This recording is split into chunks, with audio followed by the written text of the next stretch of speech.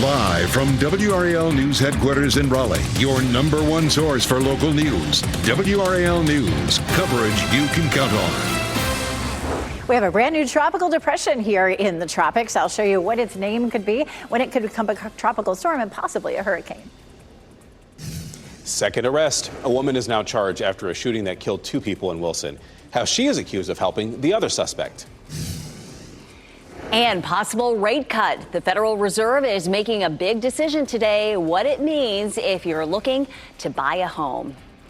A lot to tell you about here at 6 o'clock on your Wednesday morning. Welcome to your Wednesday. We're glad you're with us. I'm Renee Chu. I'm Chris Levigan. Still kind of surprised we're already halfway through the week. I felt like Monday was just here a little bit ago, Elizabeth. But this morning you're tracking the tropics right there because of what you've seen develop overnight. So we've been following this coming off the coast of Africa for several days now. It's been very slow to develop into a storm, but it is a tropical depression now, tropical depression number 7. And potentially later this afternoon, it becomes Tropical Storm Gabrielle, possibly over the weekend, a Category 1 hurricane. So where is it headed? It looks like, as we take a look at some of the model plots, which we'll go over in just a little bit, that it takes a curve near Bermuda and stays out to sea. It did form at 5 a.m. It's east of the Leeward Islands right now, moving north through the Caribbean, and then again, likely shoved east off of the United States by Wednesday of next week. But definitely stay tuned. We'll keep our eye on it very closely. We had a band of rain that's dissipated over Chatham County, and now more rain coming out of Virginia. It's wet right now in Roxborough. We're going to see this band affecting our northern counties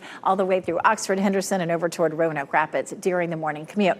30% chance of rain, mainly for our northern counties, and then gradually we'll see some clearing as we get through the afternoon. Rain falling right now in Roxborough. 61 degrees is our current temperature, and we'll climb into the mid-70s with the rain tapering off later this afternoon. Coming up, we're going to talk more about how much rain we could really use right now, Ken. Well, Elizabeth, happening now in the WRAL Traffic Center. If you're getting ready to head out the door, you're coming in from Garner, Johnston County. Here's a live look at I-40 and Jones Sausage Road. These are the westbound lanes flowing nicely into Raleigh this morning. And, of course, those eastbound lanes delay-free as well. As far as other routes coming into Wake County, the Raleigh area, 0 delays to report, which is good news this time of the morning. And similarly, we're not seeing any delays on any of those major routes into Durham as well. But, traffic constantly changes. Tune us in on the radio if you're heading into the car, 101.5 HD3. Raleigh police are investigating a crash between a pickup truck and a Wake County deputy cruiser. This happened near Wakefield Pines Drive on Falls of Neuse Road around 2 this morning. This is video from the WRAL Breaking News Tracker. Police tell us a deputy was following a pickup truck when it crashed into a tree. It then rolled into the deputy's cruiser. No one was hurt. We are working to find out why the deputy was following the truck. Today, a second person arrested in connection with a shooting that killed 2 people in Wilson is due in court. Police arrested 38-year-old Tiffany Chestnut yesterday, and she's accused of helping the other suspect, Dante Chestnut, escape arrest. Now, she's charged with accessory after the fact and altering, stealing, and destroying criminal evidence. The shooting happened on Monday. Natasha Sutton and her son, Avante Pender, were killed. 2 other people were injured. Dante Chestnut is charged with 2 counts of first-degree murder and 2 charges of attempted murder. Chestnut is a well-known youth leader in eastern North Carolina. We spoke with family members of the victims. They say it's hard to believe they are gone. It hurts me to my soul. I will never be able to pick up the phone to talk to my brother, to talk to my mom.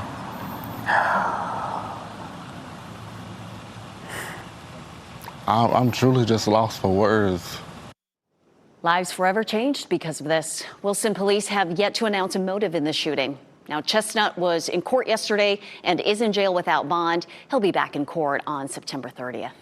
A big decision on interest rates today as the Federal Reserve is expected to approve a rate cut. Now, as for what that means for you and your ability to buy things such as a home, let's go ahead and bring in WRAL's Kelsey Coffey. She's live in Raleigh this morning. Kelsey, you spoke with a real estate agent about what this means for people who want to buy a home.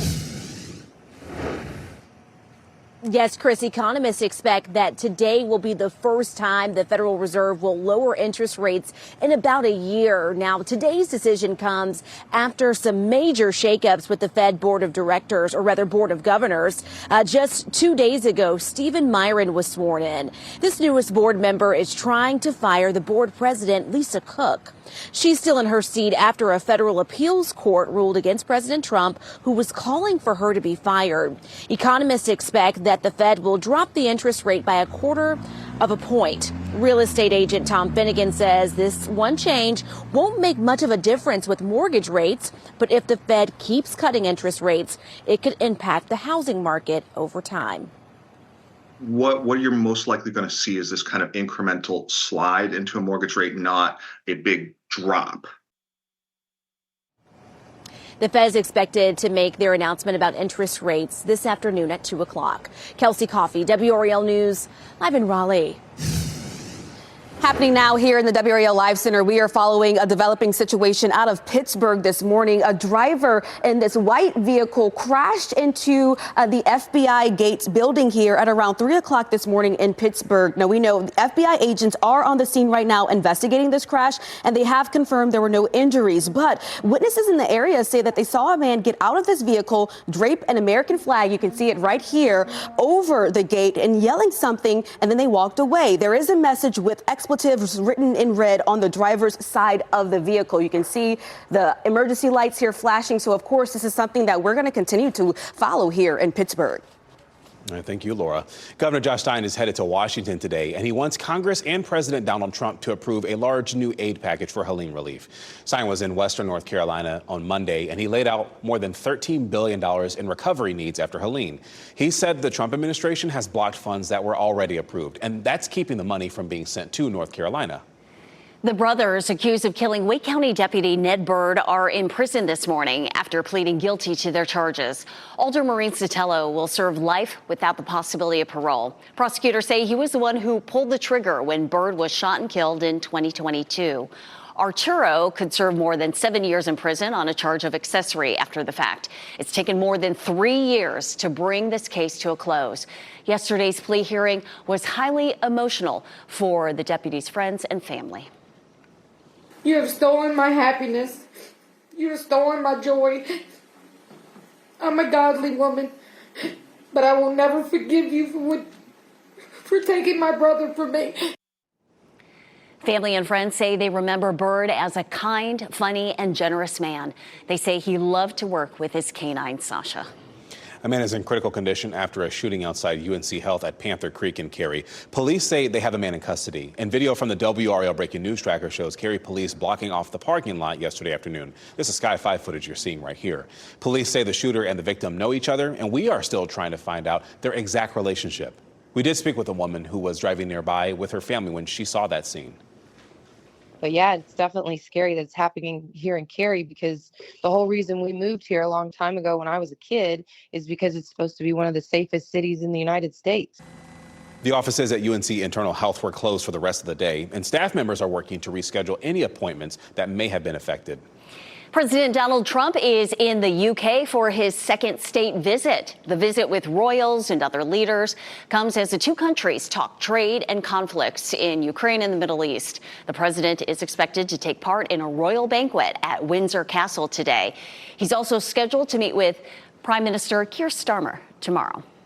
President Trump's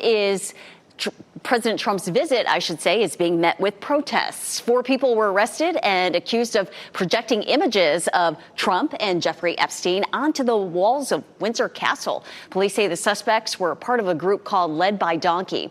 The projections were meant to draw attention to the president's relationship with Epstein. The images showed documents related to the Epstein case and photos of the two together. Back here at home, today the UNC Board of Governors will hear reports on how schools have implemented the equality policy. That policy replaced DEI initiatives last year. The UNC system schools say they are auditing websites and reworking certain initiatives. Some also say they declined grant money that would have put them in noncompliance with the equality policy. The Board of Governors will hear these reports at today's meeting. Today, we'll learn about a new destination and airline for RDU as we give you a live look at the airport this morning. Airport officials will share details at a news conference this morning. It starts at 9:30. WRAL will be there to cover the new announcement. North Carolina lawmakers are still at an impasse over a full state budget. They're turning their attention to a potential funding package for a variety of health care projects. Although Republicans control both the House and the Senate, they cannot agree on funding. That includes money for Medicaid, a new children's hospital in Apex, and previously approved funding for a rural health care project. Medicaid leaders in the state say more than $800 million is needed, but lawmakers only approved $600 million. For more on the negotiations, you can go to WRAL.com. Applications are opening soon if you want to serve on the Wake County School Board to represent Apex. You can start applying on Friday and are due October 31st. Longtime board member Lindsay Mahaffey resigned last month. Whoever the school board appoints to fill her seat would have it for the next 3 years. You can go to the school system's website for more information on how to apply. The time is 6:09. Playing the waiting game. The North Carolina DMV released new data on wait times, where you can go to avoid the headache. And suspect in court. The man accused of killing Charlie Kirk appeared before a judge. The plans for the prosecution in this high-profile case. And we do have some rain showing up near the Virginia line. I'll let you know if it will move in and affect your morning commute coming up. And we do have a look at your winning Mega Millions numbers there. 10, 14, 34, 40, 43. The gold Mega Ball is 5. As you get into your car, tune to WRAL News Plus on your radio. In Raleigh on 99.3 FM. In Durham, 96.5 FM. And everywhere on 101.5 HD3.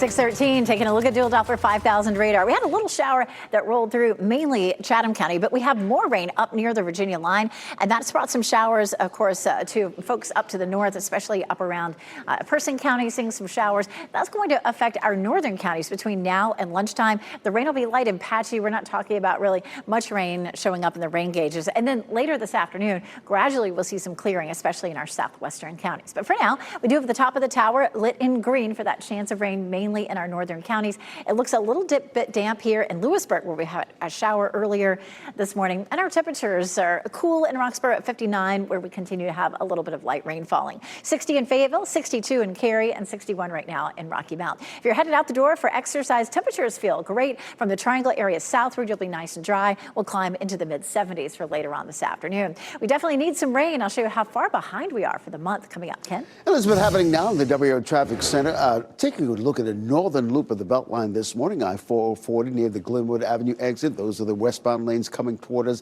flowing nicely in all directions. Checking a couple of secondary routes that tend to get jammed up this time of the morning, but really right now, if you're coming in from Roseville on Highway 401, is delay-free. Similarly, if you're coming in from Wake Forest on US 1 Capitol Boulevard, you don't have anything to worry about, all showing up green. Coming up, we'll take a look at some of the delay times coming into Raleigh and the Durham area as well.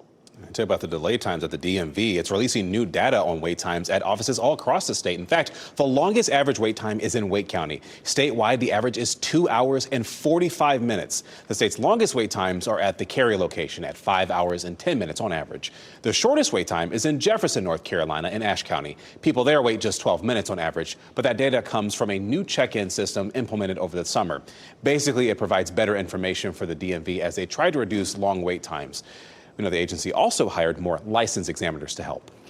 Prosecutors in Utah are seeking the death penalty for the man accused of killing Charlie Kirk. 22-year-old Tyler Robinson made his first court appearance virtually yesterday. He is facing multiple charges, including murder. He has not yet been appointed an attorney, but could be given one as early as today. The judge ordered Robinson to be held without bail. He is scheduled to make his next court appearance September 29th. I'm Laura Levine here in the WRAL Live Center, and after many young people witnessed the assassination of Charlie Kirk here at the Utah University here, now they are returning back to campus today. It will be the first time students are back since the assassination occurred on campus, and the university says it is working to restore that sense of peace. In addition to counseling and support services, a vigil for unity is scheduled for this Friday. Now, faculty has discussed options to kind of ease the burden for students impacted by the shooting, including delaying or canceling assignments, adjusting curriculum here, and offering online options and more so that they can continue to work with these students. We know that this was a part of a phased return back to campus. Faculty and staff arrived earlier this week, but for these students, I know it's going to take much more time for them to cope and navigate going back here to classes. They're traumatized, and understandably so. Thank you, Laura. In New York, 2 terror-related charges against Luigi Mangione were dropped, and they say the charges were legally insufficient. Mangione is accused of shooting and killing United Healthcare CEO Brian Thompson last December, and he's also facing state and federal charges for murder. Mangione's lawyers are attempting to get the state charges dropped and the evidence seized by law enforcement suppressed. The DOJ is seeking the death penalty in that case. More than 100,000 college employees are suing President Donald Trump, accusing the administration of forcing conservative ideas onto state universities. This lawsuit was filed in California by more than 20 unions and faculty associations representing the workers. Earlier this year, President Trump suspended research grants and levied a $1.2 billion fine against UCLA. He claims it is for civil rights violations and anti-Semitism. The president is also calling on the schools to change its DEI policies, similar to what UNC system schools and other universities have done across the country. 3 people are dead after a shooting at a middle school near Chicago, and police say the gunman is among the people killed. This happened yesterday afternoon in Berwyn, which is a Chicago suburb, if you're not familiar. A witness says that a man with a rifle approached a parked car and started firing. And when officers arrived, the gunman started firing at them, according to authorities. But officers did not return fire. That man, though, is now dead. 2 people were also killed. And early reports indicate this is a potential act of domestic violence. Congress is taking action to combat crime in Washington, D.C. The GOP-controlled House has passed 2 crime bills. One would lower the age a juvenile can be tried as an adult to 14. The other would require the D.C. Attorney General to provide juvenile crime statistics on a public website. This comes after the president deployed the National Guard to the city to address crime. It is 6:18 now. Let's get a check of the tropics. Meteorologist Elizabeth Gardner is monitoring the activity that's going on there right now. We have a brand new tropical depression, number 7 here. We've been watching this move off the coast of Africa for about 5 or 6 days now. So it's been slow to develop, and it is likely to be fairly slow to develop as it continues to move through the Atlantic. Right now, it's about 1,100 miles southeast of the Leeward Islands, which, of course, is just northeast of South America. It has winds at 35 miles per hour, moving to the west at 13. We take a look at where it is here and put the forecast path on. Notice that it does become a tropical depression potentially, a tropical storm potentially later this afternoon or tonight. And the next name is Gabrielle, possibly a hurricane by the time we get to Sunday into Monday. What is steering this is a couple of high pressure systems. That high pressure system that's sitting to the north of it, rotating clockwise, first of all, we'll push it along to the left and then, or to the west, and then gradually start that turn to the north. Right now, it looks like we would probably have a low pressure system that would help to keep that off the coast of the United States. But of course, it is still a ways out. So keep checking back for the latest on that. We had a few showers move through Chatham County earlier. That's dissipated. So we'll head to the north where we have more rain here into Virginia. We've had some showers this morning in Roxborough. That's starting to move down here towards Henderson and Creedmoor. And so we're going to continue to watch that in our northern counties, mainly this morning. It may dip as far south as the northern part of Wake County, but it doesn't look like we're going to see a lot of rain for the morning commute. Later this afternoon, a little bit of sunshine breaks out, but we may not completely clear. The amount of rain will be heaviest up north, but even there, it will be 1/10 of an inch. And that's really for the next week or so. And we are well behind for the last 30 days, 3 inches behind in Fayetteville. We're 2.5 inches behind in Raleigh, about 3 1/4 in Wilson. So our viewing area is way behind for rain in the last 30 days. And we really didn't get much from this particular system. Tomorrow and Friday, we start to dry things out and warm up too. We'll see 88 degrees as we get into the day on Friday. And then, of course, we're looking at our first day of fall is Monday, 79 degrees on Monday. So that's going to be a nice one. Yeah, it's going to feel great. Hey, Elizabeth, thanks. Here's what you can expect if you're heading out the door this morning. A couple of things in terms of incidents on our live traffic map this morning, but I want to bring attention to this one here on Durham Chapel Hill Boulevard, right there, Highway 15, right near the I-40 interchange. We're seeing a little bit of a slowdown in that area. If you're a little concerned about those eastbound lanes, you might want to check out Old Chapel Hill Road. Now, in terms of other routes coming into Raleigh this morning, you're just looking at a 1-minute delay if you're coming in from Nightdale this morning. And back in Durham, very little to no delays, just a 1-minute delay if you're using Highway 98 to come in from Wake Forest. You're getting ready to head out the door. Tune us in on the radio, 101.5 HD3. We'll keep you updated. All right, thank you, Ken. Your time is 6:21. Home for a Hero, how one organization and a community is making sure one local Army veteran is celebrated for all she's been through. Premiums rising. The state treasurer tells WRAL he is considering increasing costs for everyone on the state health plan. Battle brewing between Duke Health and Aetna Insurance. Hey, just a reminder, if you ever see breaking news, maybe you have a story tip, or even have video or pictures of severe weather where you are, go ahead and report that to us by going to WRAL.com/report it.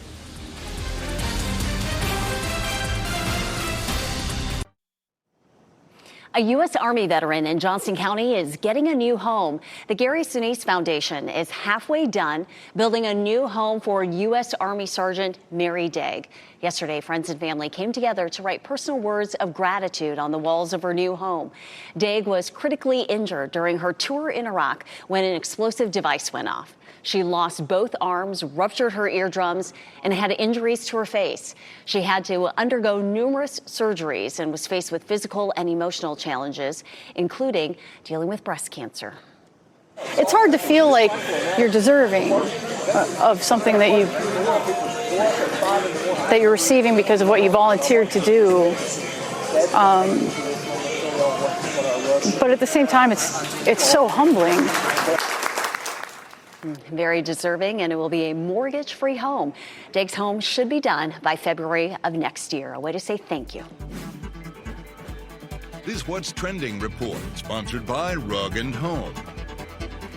A new Cardi B tour and tributes to Robert Redford. Yeah, Ken Smith is here now with What's Trending. All right, Chris and Renee, let's start with the legend that is Robert Redford. Tributes from Hollywood pouring in. Directors like Martin Scorsese and Ron Howard talking about Redford's influence in front of and behind the camera, as well as journalist Bob Woodward also paying tribute to the iconic actor. Redford, of course, played Woodward in the film All the President's Men. And he passed away at the age of 89. He was also the founder of the Sundance Film Institute. And, the indie film industry definitely benefited a lot from him. Yeah, definitely. Showcase those up-and-coming filmmakers. One of the great ones. Well, Cardi B heading to the Triangle next year. The rapper announcing the Little Miss Drama Tour. This will be her first arena run and biggest tour of her career. This is your save the date, April 11th. That's when she will be performing at the Lenovo Center. Pre-sale for tickets start on Monday. All right, thanks, Ken. Time this morning is 6:26. Buying decision. How a potential interest rate cut from the Federal Reserve could affect the housing market. And second arrest. A woman is accused of helping the suspect in a deadly shooting in Wilson. What police are saying she did after shots were fired. And I'm tracking some rain that's up in Virginia right now. It's coming down, especially along the I-85 corridor. It's not going to affect everyone. Mostly this morning, it'll be north of I-40, just a 30% chance. I'll let you know how far behind we are for rain so far this month.